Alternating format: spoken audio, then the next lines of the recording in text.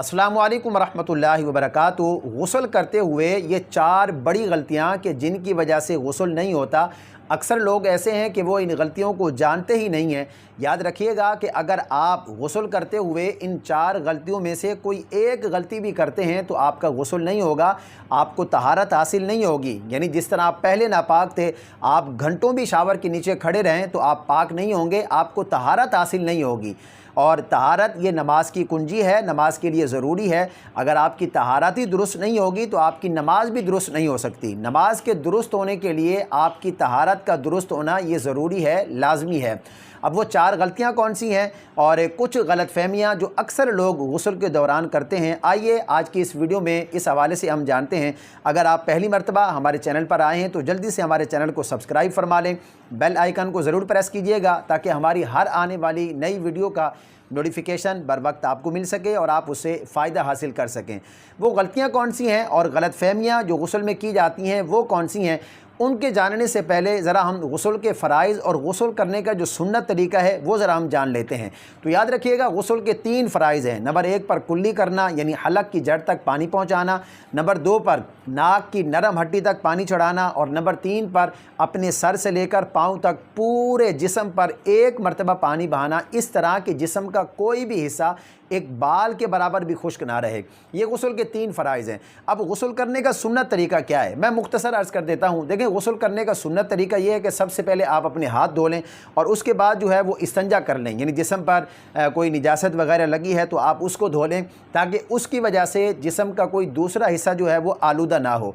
इस्तिंजा करने के बाद आप नमाज जैसा वज़ू कर लें, यानी जिस तरह हम नमाज के लिए वज़ू करते हैं ना, उसी तरह आप मुकम्मल वज़ू कर लें। यानी पहले हाथ धोएं, फिर कुल्ली करें, नाक में पानी चढ़ाएं, 3 मरतबा चेहरा धो लें और 3-3 मरतबा अपने दोनों हाथों को कोनों समेत धो लें, सर का मसा कर लें और दोनों पाँव को टखनों समेत धो लें। जिस तरह हम नमाज के लिए वज़ू करते हैं उसी तरीके से आप जो है वो मुकम्मल वज़ू कर लें। उसके बाद सबसे पहले आप अपने दाएँ कंधे पर पानी बहाएँ 3 मरतबा, उसके बाद बाएँ कंधे पर 3 मरतबा पानी बहाएँ और फिर अपने सर से लेकर पूरे जिस्म पर 3 मरतबा पानी बहाएं। इस तरह के जिस्म का कोई भी हिस्सा एक बाल के बराबर भी खुश्क नहीं रहना चाहिए। इस बात को नोट कीजिएगा कि जिस्म का कोई भी हिस्सा एक बाल के बराबर भी खुश्क ना रहे, वगरना आपका गुस्ल जो है वो नहीं होगा और आपको तहारत हासिल नहीं होगी। अब वो गलतियाँ कौन सी हैं और गलतफहमियाँ कौन सी हैं, मैंने चंद एक जो है वो नोट की हैं, मैं आपके साथ उनको जो है वो शेयर कर देता हूँ। देखिए, सबसे पहली गलती, गुस्ल करते हुए ये ज़रूरी है, ये गुस्ल के फ़राइज़ में से है कि नाक की नरम हड्डी तक पानी चढ़ाना, नाक को अच्छे तरीके से साफ़ करना। इसमें बहुत सारे लोग एहतियात नहीं करते। यानी बाज़ दफ़ा ऐसा होता है कि अगर नाक से नज़ला वगैरह बह रहा है तो नज़ला वगैरह नाक में खुश्क हो जाता है और लोग जो है वो उसको साफ़ नहीं करते, बस ऊपर ऊपर से पानी नाक में जो है वो डाल दिया, बहा दिया और वो समझते हैं कि शायद हमारा फ़र्ज़ जो है वो अदा हो गया है। याद रखिएगा, जब तक आपका नाक मुकम्मल तौर पर साफ़ नहीं होगा, नाक के अंदर कोई नज़ला वगैरह नहीं होना चाहिए, रींठ वगैरह जम जाती है तो ये नहीं होनी चाहिए। गुस्ल में नाक की नरम हड्डी तक पानी चढ़ाना ये फ़र्ज़ है, ज़रूरी है। वज़ू के अंदर तो सुन्नत है लेकिन गुस्ल के अंदर ये फ़र्ज़ है, ज़रूरी है। इसमें जो है वो बहुत ज़्यादा एहतियात की जाए। नंबर 2 पर नाफ के ज़ाहिरी हिस्से तक पानी पहुंचाना, इसमें भी बहुत सारे लोग जो है वो एहतियात नहीं करते, बेएहतियाती करते हैं और उनका गुस्ल नहीं होता। जो हमारी नाफ का ज़ाहिरी हिस्सा है उस तक पानी का पहुंचाना ये ज़रूरी है। यानी आप उंगली उसमें जो है वो घुमाएं ताकि उसका जो ज़ाहिरी हिस्सा है उस तक पानी पहुंच जाए।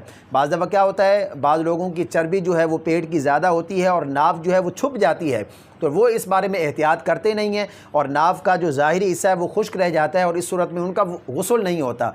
तो नाफ के ज़ाहिरी हिस्से पर पानी पहुँचाना ये फ़र्ज़ है, ये ज़रूरी है। इसी तरह नंबर 3 पर, अगर किसी शख्स ने अंगूठी पहनी हुई है और बाज़ दफ़ा ऐसा होता है कि अंगूठी इतनी तंग होती है कि जब तक उसको हरकत ना दी जाए तो वो उसके नीचे से पानी नहीं बहता, तो इस सूरत में अगर आप गुस्ल कर रहे हैं और आपने इतनी सख्त अंगूठी पहनी हुई है कि बग़ैर हरकत दिए उसके नीचे से पानी नहीं पहुंचेगा, तो उसको हरकत देना ये फ़र्ज़ है, ज़रूरी है। उसके नीचे से पानी पहुंचाना ये फ़र्ज़ है, लाजमी है। अगर आपने उसको हरकत ना दी तो इस सूरत में जिस्म का वो हिस्सा खुश्क रहेगा और आपका गुस्ल नहीं होगा। इसी तरह अगर औरत है, उसने कोई कड़े वगैरह पहने हुए हैं या कोई जेवर पहने हुए हैं या नोज़बिन पहनी हुई है, बाज़ दफ़ा ऐसा होता है कि नोज़बिन इतनी सख्त होती है, वो इतनी जम जाती है कि जब तक उसको हरकत ना दी जाए उसके नीचे जो जिस्म का हिस्सा होता है वहाँ पानी नहीं पहुँचता।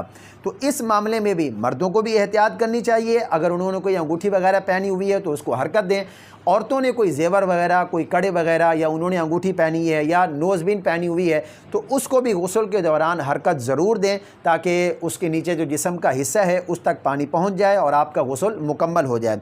इसी तरह जो नंबर 4 पर है, अगर किसी मर्द की दाढ़ी घनी है, देखें वज़ू के अंदर तो ये है कि अगर दाढ़ी घनी है तो ऊपर ऊपर से पानी बहा दिया जाए, आपका वज़ू हो जाएगा। लेकिन गुस्ल के अंदर अगरचे आपकी दाढ़ी घनी है, जिल्द तक पानी पहुंचाना ये फ़र्ज़ है, ज़रूरी है। अगर गुस्ल में भी आपने इस तरह किया कि ऊपर ऊपर से बाल गीले कर लिए, पानी पहुंचा दिया, जिल्द तक पानी नहीं पहुंचाया, तो इस सूरत में आपका गुस्ल नहीं होगा। गुस्ल में दाढ़ी की जिल्द तक पानी पहुंचाना ये ज़रूरी है, लाजमी है। अगर दाढ़ी घनी नहीं है तो फिर खुद ब खुद वहाँ तक पानी जो है वो पहुंच जाएगा। अब इसी तरह कुछ गलत फहमियाँ हैं जो लोगों में गुस्ल के दौरान जो है वो पाई जाती हैं। सबसे पहली गलत फहमी ये है कि लोग आँखों में पानी डाल रहे होते हैं, ये कोई ज़रूरी नहीं है। और बाज़ दफ़ा क्या होता है कि अगर किसी ने लेंस लगाए हुए हैं तो गुस्ल करते हुए वो अपने लेंस वगैरह भी निकाल देता है कि भाई यहाँ तक भी पानी पहुँचाना ज़रूरी है, ये कोई ज़रूरी नहीं है। आँखों का जो ज़ाहिरी हिस्सा है उस तक पानी पहुँचाना ज़रूरी है, आँख के अंदर पानी डालना ये कोई ज़रूरी नहीं है। इसी तरह एक और गलत फहमी जो है वो लोगों में पाई जाती है कि गुस्ल करने के बाद अगर उन्होंने कुरान की तिलावत करनी है या नमाज़ पढ़नी है तो वो दोबारा वज़ू करेंगे। वो कहते हैं जी हमने गुस्ल किया, हमने तो वज़ू नहीं किया, तो हमारा वज़ू तो नहीं है। ऐसा बिल्कुल नहीं है। जब आपने गुस्ल कर लिया तो गुस्ल के दौरान आपका वज़ू भी हो चुका है। अगर ऐसा हुआ है कि कोई ऐसा उज़्र पाया गया है कि जिसकी वजह से वज़ू टूट जाता है, फिर तो आप दोबारा वज़ू कर लें, वगरना गुस्ल करने के बाद आपका वज़ू हो जाता है, आपको दोबारा वज़ू करने की ज़रूरत नहीं है। आप उसी वज़ू के साथ नमाज भी पढ़ सकते हैं, कुरान की तिलावत भी कर सकते हैं। तो ये चंद एक बड़ी गलतियाँ थी जो मैंने आपके साथ जो है वो शेयर कर दी। उम्मीद है कि मेरी ये तमाम बातें आपकी समझ में आ गई होंगी। इस वीडियो क्लिप को सदका जारिया सवाब की नीयत से अपने दोस्तों के साथ ज़्यादा से ज़्यादा शेयर कीजिए, भी इन गलतियों के बारे में इल्म हो सके, आपको भी इसका सवाब होगा। मुझे अपनी ख़ास दुआओं में ज़रूर याद रखें। अल्लाह पाक हम सबको सही मानों में दीन मतीन की समझ अता फ़रमाए।